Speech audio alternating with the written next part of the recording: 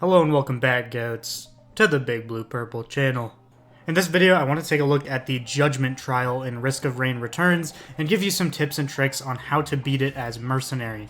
If you haven't unlocked the Judgement trial yet, or you don't know what it is, to get it you need to complete every single Providence trial in the game, and it will be the final trial that you unlock.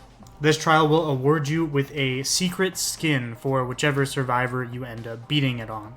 In this video, I'll specifically be giving tips and tricks on how to beat this as Mercenary because that's the character that I've done this on. I haven't tried this on any other survivors yet, but I've beaten it twice on Mercenary, and the items I'm going to tell you to pick and the strategy that I used here was very consistent and very safe. So the first item you're going to take no matter what is always going to be Guardian's Heart. This gives you one-shot protection, it gates your health from being damaged until your shield is broken. So it's very good, especially since health regen is disabled during this trial. Now then, this first stage is honestly the most difficult stage in the entire run, which is pretty funny because it's right at the beginning. The reason this is so difficult is just because Mercenary has to get in close and you really need to play your iframes correctly in order to not get chunked. My recommendation here on this stage is to focus on the elite Lemurians that spawn in at the very beginning, these blazing ones.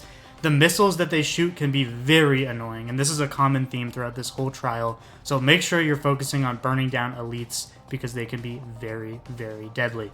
The general kind of strategy you'll want to employ playing Mercenary in this is just kind of playing like a complete bitch. Run away from things. When you don't have iframes, don't engage. Always make sure that you have your dash and your eviscerate up at all times because you need those iframes to survive any sort of interactions with these enemies. Make sure to utilize the terrain across these different stages. On stage 1, this little upper platform here is an absolute godsend. You can jump down, spend all your cooldowns, jump back up on the rope, and then climb back up. And you can just do this over and over and over again. Play it super safe. There is no time limit on this trial. The absolute best way to get wins in here and to just consistently get runs is to play very safe and very slow. The difficulty doesn't scale with the amount of time you spend in here, the amount of enemies is always going to be the same, and the order that the enemies spawn in will also always be the same, so you'll get very comfortable with that after a few attempts. Don't get too discouraged if you get absolutely bodied on stage 1, and you're just really struggling with it. I died to this stage, I gotta say, 12 times or something, before I finally figured it out, and then after that, I proceeded to make it to the final stage, the first time I made it past this stage. After you get items in this run, it becomes significantly easier if you play it safe and you know how to use them. Important enemy here is the green wisp. I think it's called an ancient wisp. Make sure to kill this guy as fast as you can. He has this huge projectile that covers, I want to say, almost the entire screen if he shoots it at you. So try to get that guy down as fast as you can, since the rest of these guys are melee only, and you can just kind of dash through them repeatedly. And again, make sure that Guardian Heart that you picked at the beginning of this run, you're making good use of. Every time your shield breaks, feel free to disengage and wait for it to come back. That thing is your one-shot protection. It is an absolute godsend, and it'll keep this run going through so many mistakes. Otherwise, that's kind of all I can really say for stage 1. I do recommend clearing out all the trash before you fight the boss himself, because the Colossus is just not really a threatening boss at all. He kind of just stands there and does nothing. So don't worry about him. Focus on the elites, focus on the more threatening enemies, and then take out the Colossus at the end. Now then, as for our second set of items, I recommend taking the feather from the bottom row so you have a double jump. This is very, very important. Please take this. It's so important as Mercenary. And for your red, you need to take Hardlight Afterburner. This is absolutely essential for the strategy that I'll be using. I recommend taking Gasoline from the top row, and then you can kind of pick whatever you want from this bottom row here. I took the Boxing Glove, but honestly, I don't think any of those greens are going to save your run. Now, for stage 2, this stage is, in my opinion, easier than stage 1, purely because now we have Hardlight Afterburner and a feather, and we can kind of just iframes through everything. The reason we take Hardlight Afterburner is so we get 3 dashes, which means we actually get 9 dashes provided we hit things with every single dash. This means 9 buttons worth of iframes, plus Eviscerate. So if you play your cards correctly and you use your abilities well, you'll never ever be pressed for iframes. You'll always have an ability up that makes you invincible. So this playstyle will make this entire trial significantly more approachable, since Mercenary needs to be up in the faces of the enemies, but he cannot take damage or he'll just blow up. Now, as great as Hard Light Afterburner is, make sure to be careful with how you're using your dashes. Don't just spam them, because you can run out of iframes if you're sitting there just spam dashing, and then you need to eviscerate, and then, all of a sudden, all your dashes are gone. Make sure you are balancing your iframes. Always watch your cooldowns while you're kind of training the enemies back and forth, dashing through them, and never ever go below 1 dash in your stock unless you absolutely have to, for any particular reason.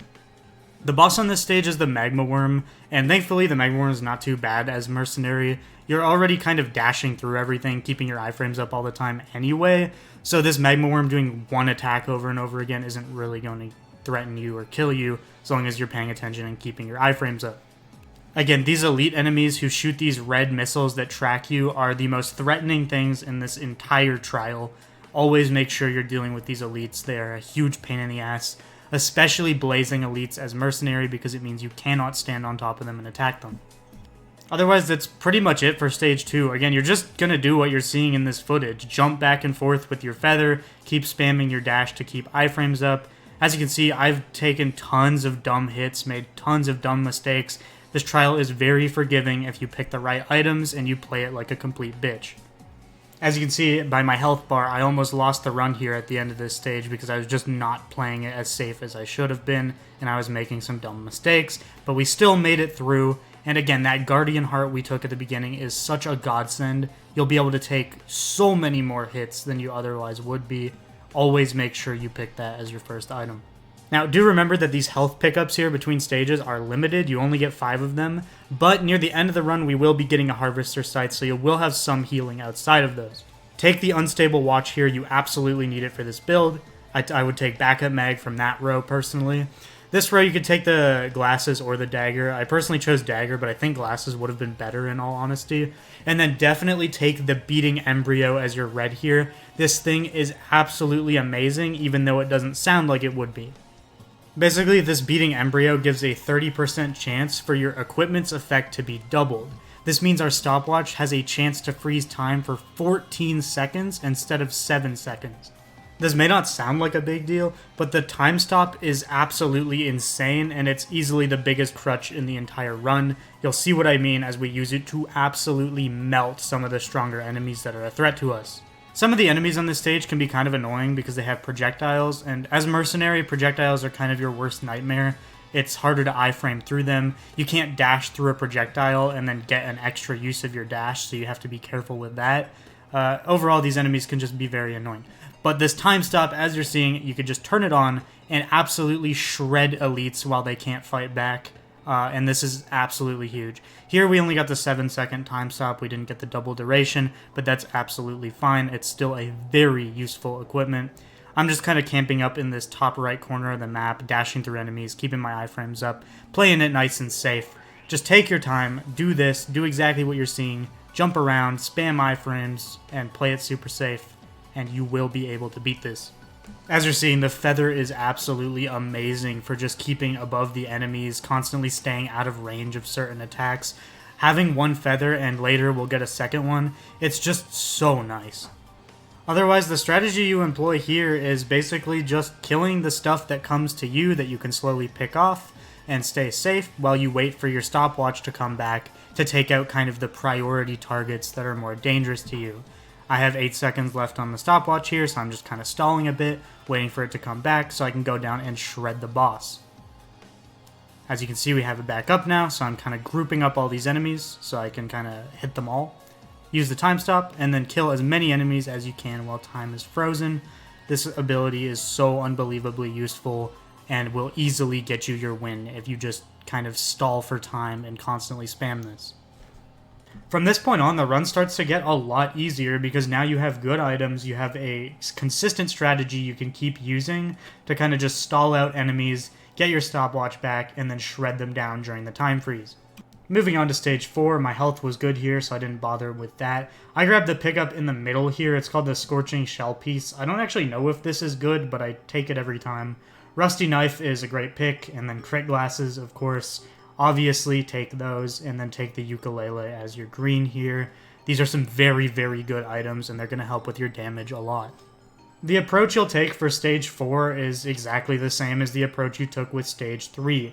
Kind of use the upper platforms as a nice little camping spot to take out the, trash mobs, and then use your time stop to deal with the more dangerous blazing elites that are going to spawn.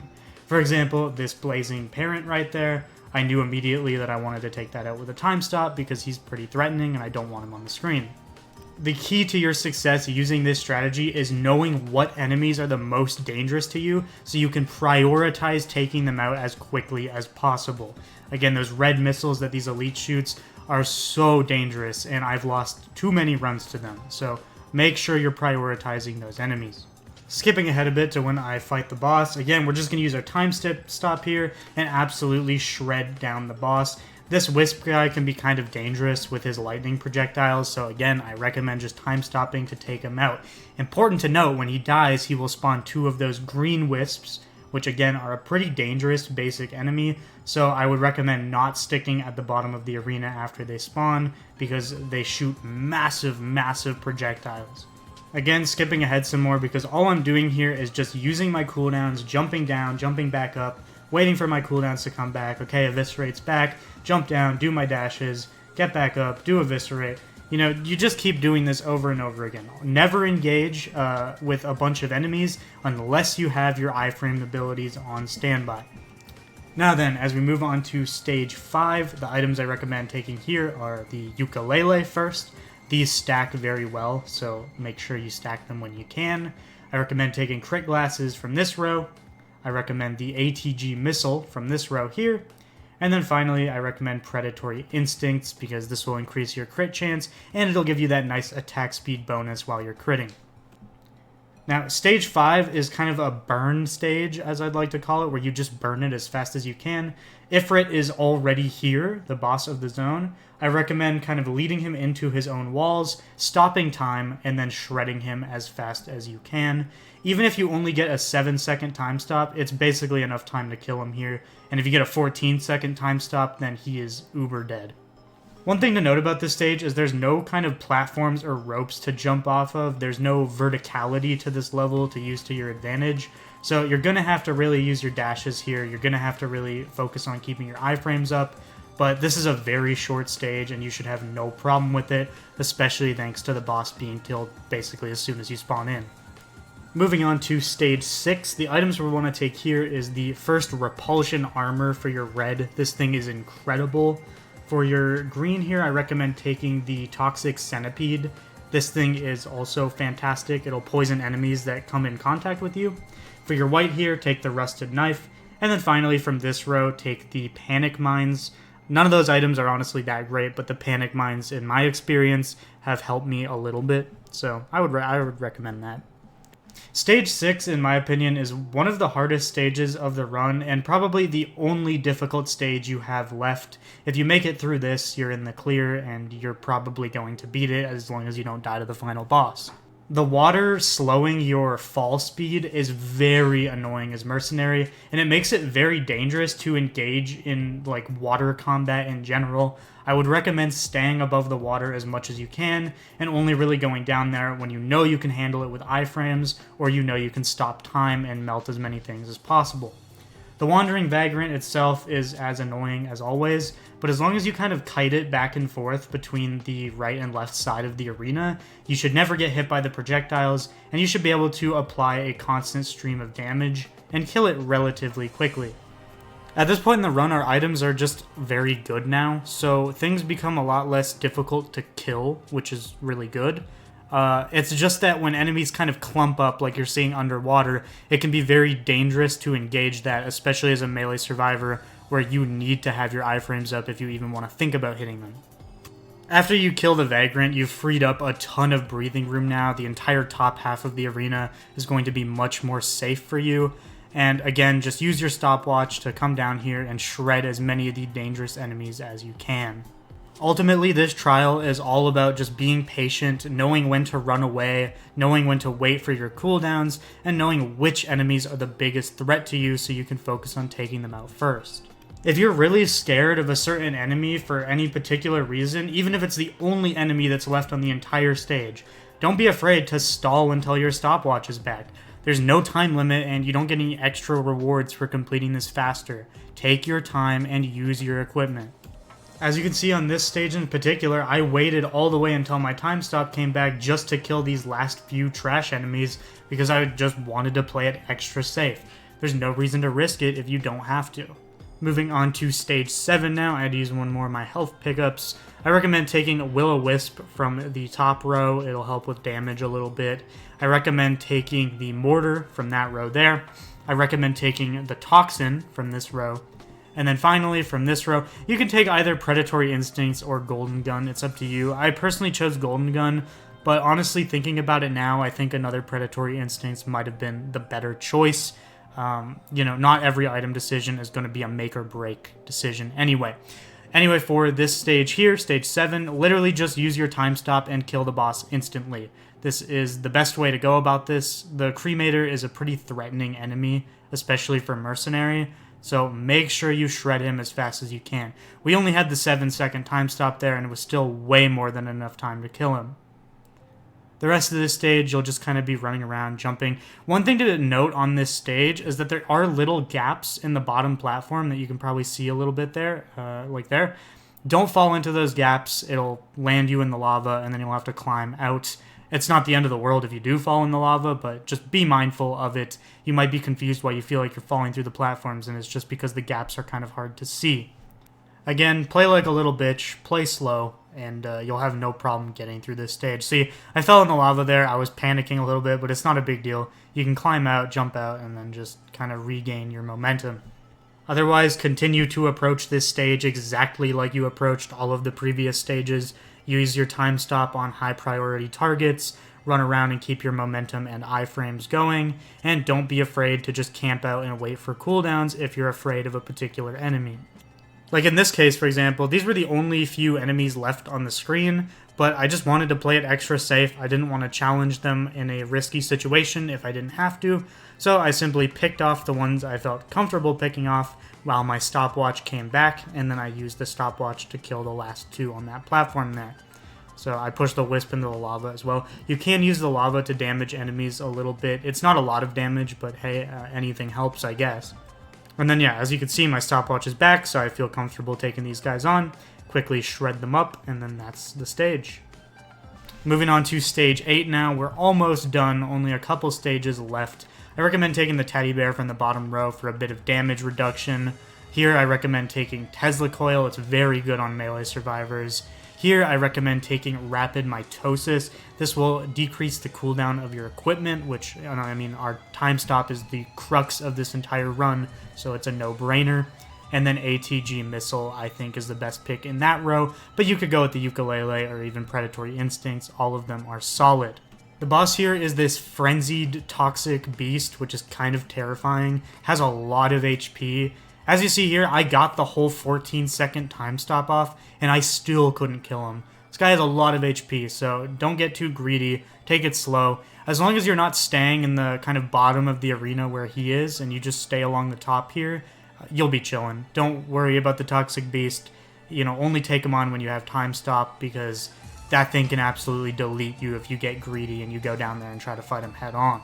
This is also one of those stages where it's like, if you didn't have a feather, this would be almost impossible to navigate. So it's really, really important that you take that feather on stage 2. It's absolutely quintessential to this entire run. Anyways, fast forwarding a bit, because again, you guys probably get the picture here. Watch out for that gup. You see how I almost just lost the entire run because I wasn't respecting the gup? Yeah, those gups are no joke. They attack extremely quickly. Just respect them and do not almost lose a run to a gup. That would have been absolutely miserable if I lost this run to a fucking gup. Again, patience is key. I shouldn't have ran up and tried to fucking hit that thing when he was obviously sitting above the rope. It's just a stupid decision made out of impatience when you're 25 minutes deep into a run. You don't want to lose those 25 minutes. Don't play impatiently. There's no reason for it. Anyways, moving on to our final main stage here, stage 9. I'm going to grab the Harvester's Scythe. This is so important. You now have healing. I recommend taking the second feather here. It's just so nice having 2 feathers. I recommend taking the bleed dagger, obviously, from that row, and then I took the mortar from the bottom row for, again, just some extra damage. This next stage is pretty much exactly the same as the last few. You're just going to take your time, slowly picking off the enemies you know you can, until the boss spawns, and then you can time stop and take him out. These kind of, fucking, what do I call them, rocket launcher enemies? I don't know. They can be pretty threatening because they have some very dangerous projectiles. So I would recommend kind of staying up near them so you can see their projectiles and you don't get like sniped by one that you're not noticing. I should have absolutely just used my time stop here to take out this big guy. There was no reason not to. For some reason I decided to hold on to it for a better opportunity, which basically never came. So it was a waste of a usage. I could have easily used time stop there and had it back an extra time during this stage. The point I'm trying to make is use it off cooldown. There's no reason to hold on to it for some perfect moment. Just use it off cooldown. You will get more uses out of it in the long run. As you can see now, the boss has spawned for this stage, the Blazing Imp Overlord. Pretty fucking terrifying boss, I'm not gonna lie. But again, because we have time stop, we'll have no problem dealing with him when the time comes. Again, just stay up, handle the trash mobs first. I highly, highly recommend you save even attacking the Imp Overlord until almost everything else is dead, because there is a chance that he can teleport to the upper platforms. And if he teleports to the upper platforms, things get a lot more dangerous. You have a lot less room to work with. So try to keep him at the bottom there so you can stay up top with all the ropes and stuff. At this point in the run, you're literally at the finish line, so don't be afraid to play even more like a complete bitch in this stage. Again, there's no time limit, there's no reason for you to rush. You know, be as patient as you need to be. I'm fighting this Lemurian normally, I had no problem with him, but you could have time stopped to beat him if you felt the need to. Anyways, I used time stop on the boss. It only lasted for 7 seconds, so I had to be a little careful here. Again, just employ the classic strategy. Jump down, use your iframes, jump back up. Wait for your iframes to come back, and then repeat. There's no reason to engage this terrifying fucking enemy without Eviscerate off cooldown. Once you finally defeat the Imp Overlord, you'll be moving on to the final boss. Here, I recommend taking the Go Hoof. You could also take another Scythe if you wanted to. And then I took Crit Glasses, obviously, because more crit is going to be really good. For the red here, take Wicked Ring. It's absolutely incredible on Mercenary. And then I took the Hermit's Scarf just for a little bit of extra safety. Maybe I could dodge a hit that might be lethal or something like that. And with that, you've now made it to the final stage. This is basically just the Providence fight from the base game, but he's going to be spawning these kind of shadow survivors, which will use the abilities that said survivors have, so they can be pretty threatening. A big one is Sniper. Sniper will spawn and then start charging his massive sniper shot up. If you get hit by that, you're just dead. So make sure to clear these guys out and prioritize them. Obviously, you have to kill a few of them before the actual boss spawns. But while you're fighting the boss, they will also be present, and you really, really want to focus on them. I'll show some examples as we proceed. Make sure to use your time stop right out the gate here. Don't waste a usage, and you'll be able to absolutely shred through his health bar with this build, by the way. When he goes, he'll get a damage resistance phase, but it only lasts for a few seconds, and then you'll be able to just start melting him again. That 14-second time stop basically cheesed the entirety of phase 1. Now, from this point on, I wanted to stall a little bit so I could have the time stop back for the worms phase. The worms are very threatening, or I'm just bad at fighting them. I find them very hard to avoid damage from. So knowing that the worms were kind of my weak point in this fight, I wanted to make sure that I have time stop ready when they spawn. That's why you kind of see me just jumping around here, killing some of the trash mobs, and just not really worrying about killing Providence until now I know that my stopwatch is back. So now the worms spawn, I used my time stop. This was kind of a shitty time stop because I was only able to kill one of the worms. If I would have waited one more second, I would have had full uptime on both and they would have just gotten completely shredded. But, you know, even with mistakes, you could still easily get a win in this trial. Again, make sure you're prioritizing taking out these trash mob survivors that spawn. They can be so threatening if you let 5 or 6 of them build up on the arena at once, all while you're trying to dodge Providence. Moving on to phase 3 of the fight. This phase isn't too bad. Again, just stay on the move like always. Keep jumping around, keep running around. If you take damage, just fucking book it. Don't bother engaging if your Titan Heart shield isn't up. You see here, I did take quite a bit of damage during the second phase. Again, because those worms are just disrespectful as hell, man. I'm not gonna lie. But I use my time stop here, and because I have Harvester Scythe, look at my health bar, just all the way back up to full, all thanks to that Harvester Scythe we picked up. In this boss fight specifically, this is the sole reason you take the Harvester Scythe, because it allows for a larger margin of error in a fight where it's already pretty easy to make a mistake if you slip up for a second. I think the biggest thing about this whole fight is just not getting overwhelmed by all the shit that's on your screen and understanding what can do damage to you. For example, if you see Providence doing the downwards kind of clone dash, then just get away from it or stand in the safe spot. It's a very simple move to dodge, but if you get hit, it's going to hurt like a bitch. Also, when he starts spamming his shadows at you, stay away from the purple circles that telegraph where they're going to land. This attack right here, I lost a run to because I wasn't being quick enough, but look how fast that comes out. If you get hit by one of those, you are dead. But alas, I froze time and I finished him off, and that is phase 3. But of course, as we know, there is a 4th and final phase. This final phase can be pretty damn stressful, especially given that you have the entire run behind you. I mean, in this case, it was almost a 35-minute long run. If I died here, I would have had to redo all of that. These green lasers can be especially dangerous if you get caught in one of the bigger ones that he fires out throughout the fight. I highly recommend saving one of your dashes on standby, specifically for if you get caught in a really dangerous attack like that. Otherwise, just play this fight like you played the rest of the fight. Wait for your stopwatch to come back, and then when it is, finish him off. Here in my run, you'll see I got extra lucky with a 14-second time stop here, and it was enough to just basically nuke this entire phase. I froze time, shredded him down, and then as you can see, he gets his defense buff where you can't hit him. But because the time stop was the whole 14 seconds, it does not matter, and he is dead. Just like that.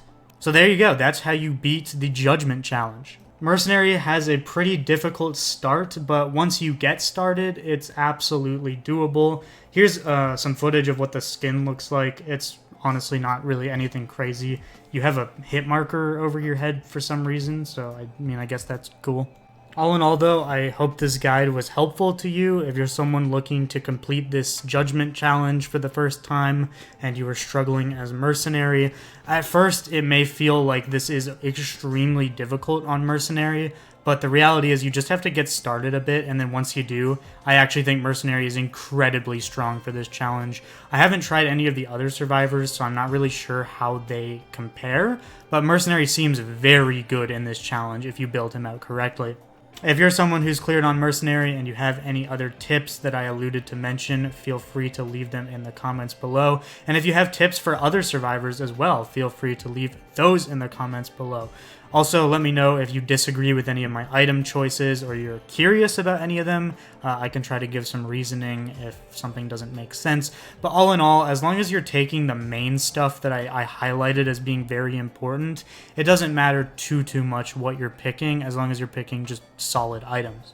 But anyway, this has been a very long video. I just wanted to give a pretty in-depth guide on how to do this for those who might need it. This is a pretty difficult challenge, and if you're looking to get 100% achievements in the game, you have to beat this on every single survivor. I do imagine that a lot of people who don't play Mercenary or don't really know how to play Mercenary will want something like this to look to as a resource, because Mercenary plays very differently than everyone else, and he has a very specific kind of iframe playstyle you need to get used to.